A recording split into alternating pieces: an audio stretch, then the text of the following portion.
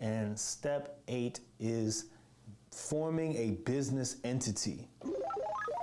You want to form a business entity. Now, I put this step at step 8, far down into the process, because remember, these are 10 steps. I put it this far down because even though you could formulate a business entity like in previous steps, to me it's pretty pointless until you establish some kind of financial buy-in to your concept. If you don't have any kind of money coming in, really, you just kind of have an idea, and that's okay. That's okay. There's nothing wrong with that.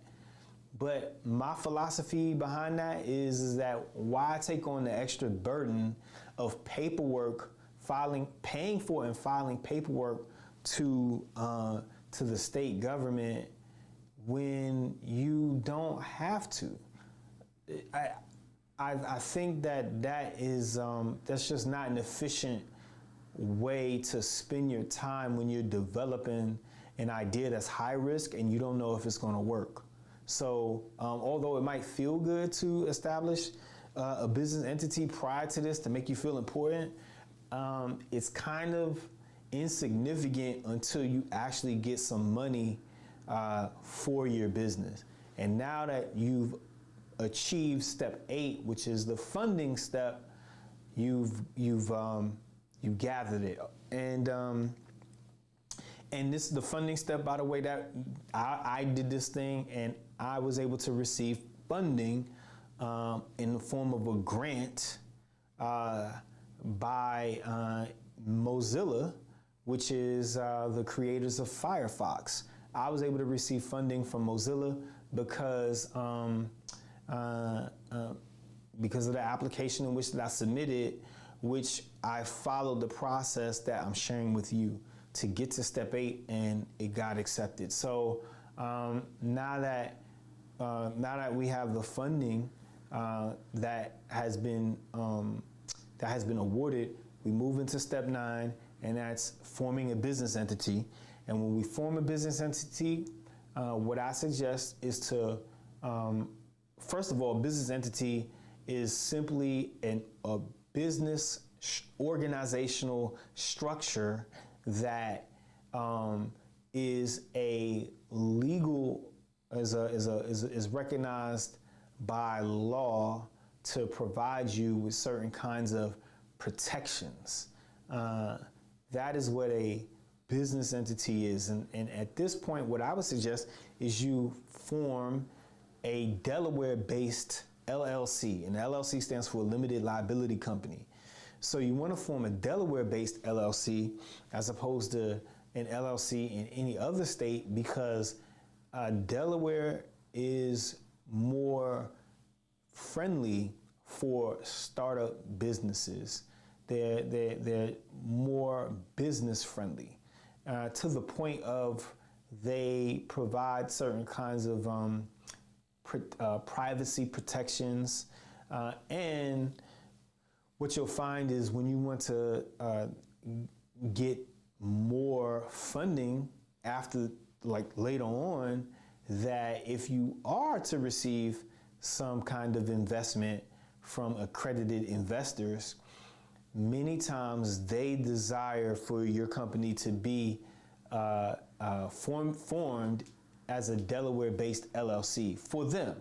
So now you could form your business, you could form your LLC in whatever state that you're in here in the United States. And then when some outside investment desires to put money into your business, you can then convert your business over to a Delaware-based LLC.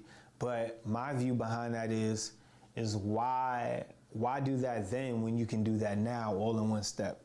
So yes, I suggest you form a Delaware-based LLC and then utilize a service called LegalZoom. And you might have heard of LegalZoom, and I use LegalZoom to form my Delaware-based LLC, and it took a matter of like 3 days, 4 days. I paid for it to be expedited, and the cost ended up being around, when you factor in how much it costs to register the business with the state of Delaware, and then also the legal Zoom fees. It ran around $1,000. So, but that's fine at this stage because you have options. You can either reimburse yourself from the funds that have come in, or you can chalk that up to being invested in the business. Oh yes, one other thing that I wanted to say about the funding. There are a lot of the funding programs that come in, and they have different amounts that they are willing to fund in their grants. And so the reason why you want to have multiple budgets for your business from step 6 is so that when you do hit step 7 and you're running into these different funding opportunities, you have budgets that are friendly for small amounts of money and then also larger amounts of money, right? So the smaller amount of money would just be the expenses for the business or for your concept, while you can get funding to cover that while you work full time.